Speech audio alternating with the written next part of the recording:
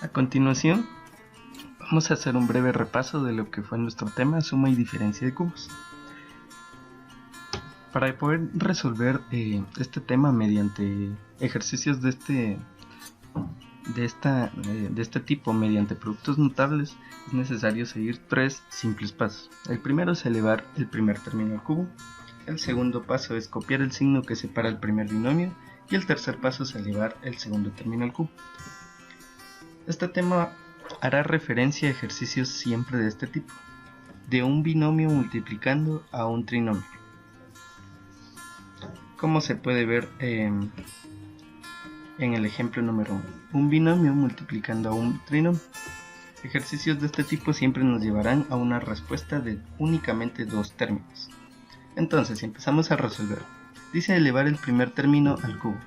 El primer término es 3. Si lo elevamos al cubo, eso implica multiplicar el 3 tres veces en sí mismo, 3 por 3 por 3, y eso nos dará 27. A continuación dice que debemos de copiar el signo que separa el primer binomio. Ese es este signo negativo. Entonces acá habrá un signo negativo. Y finalmente elevar el segundo término al cubo, o sea, la variable c. Si la elevamos al cubo, estamos indicando que la vamos a multiplicar tres veces también dentro de sí. Y c por c por c, como se puede ver acá, es finalmente c al cubo. Y como les decía, este signo negativo es justamente este signo negativo de acá. Bueno, aparentemente es súper sencillo resolver ejercicios de este tipo, pero no está de más tomar en cuenta unas consideraciones y una serie de condiciones que se tienen que llevar a cabo para que el ejercicio sea válido y sea aplicable haciendo referencia a los productos notables. Esas consideraciones son estas. En el segundo paréntesis, el primer término debe ser el cuadrado del primer término del primer paréntesis. ¿A qué hace referencia eso? A que dice en el segundo paréntesis, en este paréntesis, el primer término, o sea el 9, debe de ser el cuadrado del primer término del primer paréntesis, o sea del 3. O sea, que si el 3 lo elevamos al cuadrado, debemos de obtener como resultado el término de acá. Entonces en este ejercicio vemos que se cumple la condición, porque 3 elevado al cuadrado es 9. La segunda condición dice, en el segundo paréntesis, en este, el segundo término, o sea 13, debe ser la multiplicación de los dos términos del primer paréntesis. 3 por c debe de ser el término de acá, y efectivamente 3 por c es pues 3c. Entonces la segunda condición también se cumple. La tercera condición, en el segundo paréntesis, nuevamente en este, el tercer término debe ser el cuadrado del segundo término del primer paréntesis. Eso hace referencia a que si yo elevo esta c al cuadrado, debo de obtener como resultado este tercer término de acá. Y c o negativo c elevado al cuadrado es justamente más c al cuadrado. Entonces también se cumple esa tercera condición. Y la cuarta condición es que el signo que separa los primeros dos términos, estos son los primeros dos términos y este es el signo al que se refiere, debe de ser contrario al signo que separa los primeros dos términos del segundo paréntesis. Hace referencia a este signo.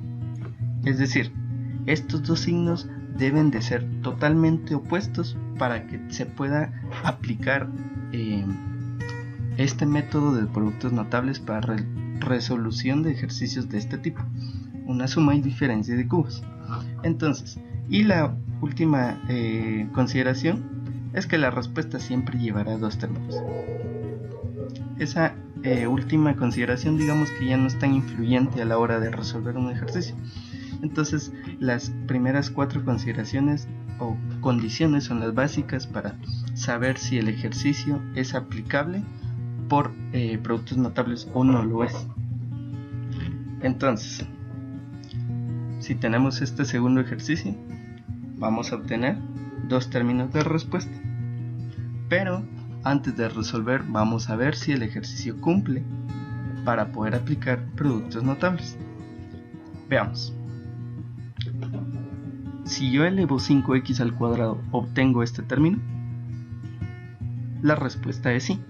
5x al cuadrado es 25x al cuadrado, o sea que la primera condición ya se cumplió.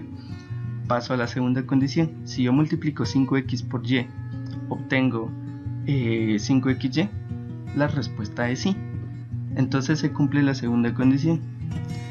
Pasemos a la tercera condición.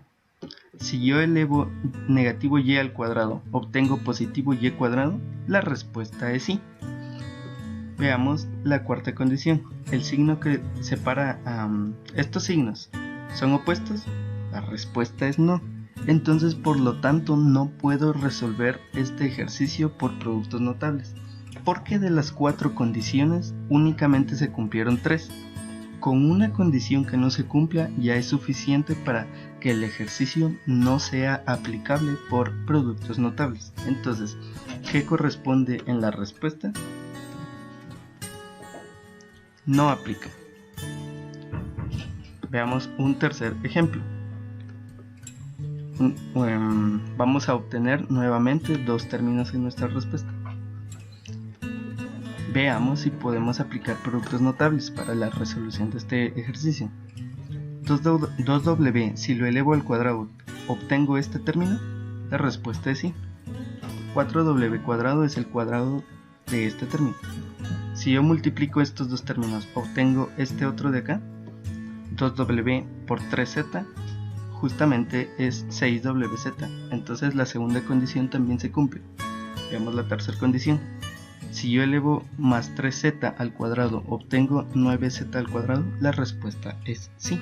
Entonces también se cumple la tercera condición. Y finalmente la cuarta condición es que tanto este signo como este sean distintos o diferentes. Y como vemos, acá es positivo y aquí es negativo, entonces se cumple esa condición. Entonces puedo aplicar con total seguridad estos pasos para resolver por productos notables. ¿Y cuáles son esos pasos? Elevar el primer término al cubo. 2w elevado al cubo es 8w al cubo, porque se multiplica 2w 3 veces y eso nos dará como resultado 8w al cubo. Copio el signo positivo, aquí será positivo, y finalmente elevo el segundo término al cubo. 3z elevado al cubo es multiplicar 3z por 3z por 3z y eso nos va a dar 27z al cubo, y este signo más es el que aparece acá. Entonces este es el resumen de cómo resolver una suma y diferencia de cubos mediante productos notables.